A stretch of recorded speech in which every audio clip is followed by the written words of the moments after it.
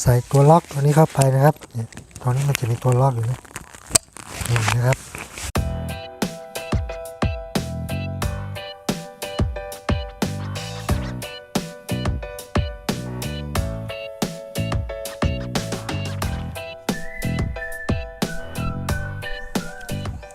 สวัสดีครับพบกับผมช่างพ่อบ้าน DIY นะครับ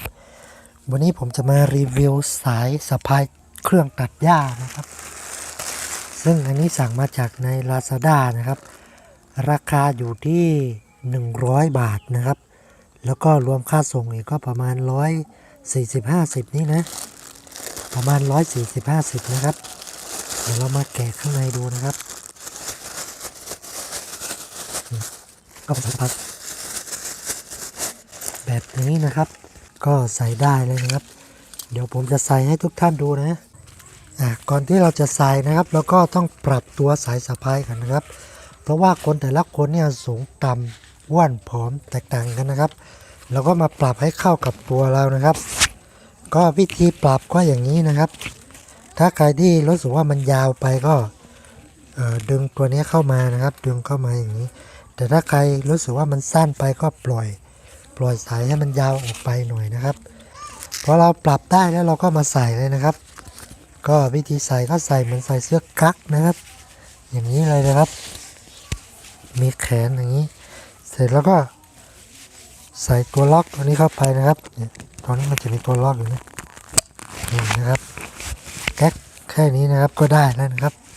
เนี่ยทีนี้เราก็มาดูวิธีการต่อพ่วงสายสะพายเข้าไปในตัวเครื่องตัดหญ้านะครับซึ่งตัวนี้นะครับตัวนี้คือ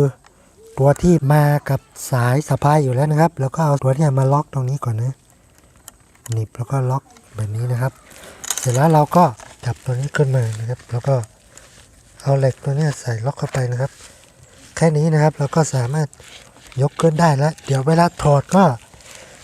แค่ดึงตัวนี้ก็คลายออกแล้วนะครับอย่างนี้นะครับใส่เข้าไป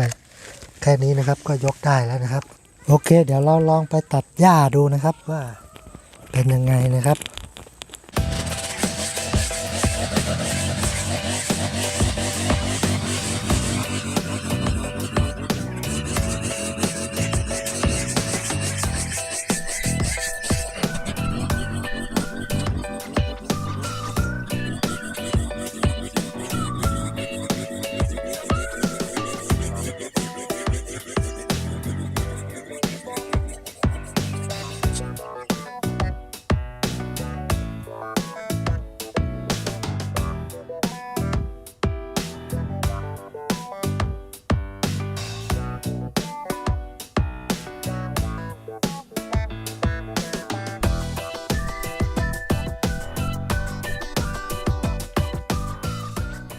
โอเคครับสำหรับการรีวิวสายสะพายเครื่องตัดหญ้าตัวนี้นะครับก็โอเคใช้ได้ดีนะครับถ้าเราเทียบกับสายสะพายธรรมดาแบบนี้นะปกติผมจะใช้สายธรรมดาแบบนี้นะครับซึ่งตรงเนี้ยมันจะไปขูดที่เอวนะครับขูดไปขูดมามันจะรู้สึกเจ็บที่เอวนะครับแล้วก็ตรงเนี้ยบริเวณของตัวเครื่องตัดหญ้าตรงเอวตรงนี้มันจะขูดเอวตลอดเวลาเลยนะครับ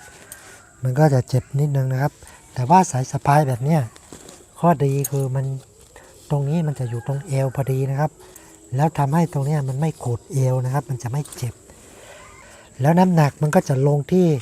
สายสะพายเส้นนี้ข้างเดียวนะครับทำให้เจ็บหัวไหล่นะครับข้างที่ต้องแบกตัวเครื่องตัดหญ้านะครับแต่ตัวนี้น้ำหนักมันจะลงที่บ่าสองข้างทำให้ไม่ต้องรับน้ำหนักเยอะนะครับก็รู้สึกว่ามันเบาขึ้นเยอะนะครับข้อสำคัญที่สุดนะครับก็คือเวลาเราตัดหญ้านะครับทุกท่านก็อย่าลืมใส่แว่นตานะครับใส่หมวกแล้วก็ใส่รองเท้าบูทใส่เสื้อผ้าหนาๆหน่อยนะครับการเวลาไปโดนก้อนหินหรือว่าเศษไม้มันกระเด็นมาโดนนะครับแล้วก็ป้องกันไว้ก่อนนะครับโอเคก็สำหรับการรีวิวสายสะพายเครื่องตัดหญ้าตัวนี้นะครับผมก็มีเพียงเท่านี้นะครับถ้าใครสนใจตัวนี้ก็ลองคลิกลิงก์ไปสั่งซื้อใน Lazada ได้นะครับราคาก็ขึ้นลงร้อยกว่านะครับก็แล้วแต่โปรโมชั่นของแต่ละร้านนะครับครับผมก็จบเพียงเท่านี้นะสำหรับคลิปนี้ใครชอบก็ช่วยกดไลค์กดแชร์ กดติดตามด้วยนะครับขอบคุณที่ติดตามชมครับสวัสดีครับ